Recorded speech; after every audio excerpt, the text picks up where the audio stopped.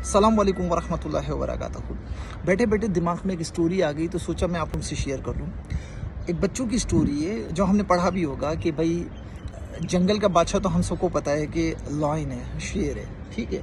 लेकिन शेर आपको पता है कि अटैक करता है, 3-4 महीने में उसको एक जानवर चाहिए खाने के लिए क्योंकि गोश्तखोर है।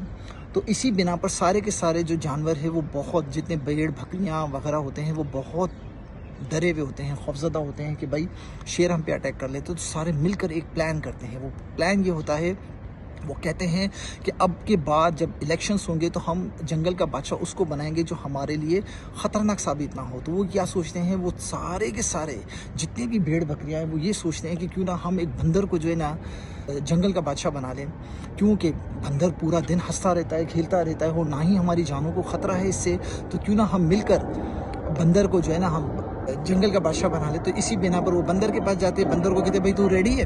वो कहता है हाँ बिल्कुल मैं रेडी हूँ, आप मुझे बादशाह बना लो। ये तो मेरे लिए बहुत ही खुश नसीबी की बात है कि मैं जंगल का बादशाह बनूँ शेर की जगह। तो होता कुछ ये है कि भाई इलेक्शंस होते हैं, उसके बाद फिर सबके सब वोट दे देते हैं उसको, वो बंदर बादशाह बन जाता है।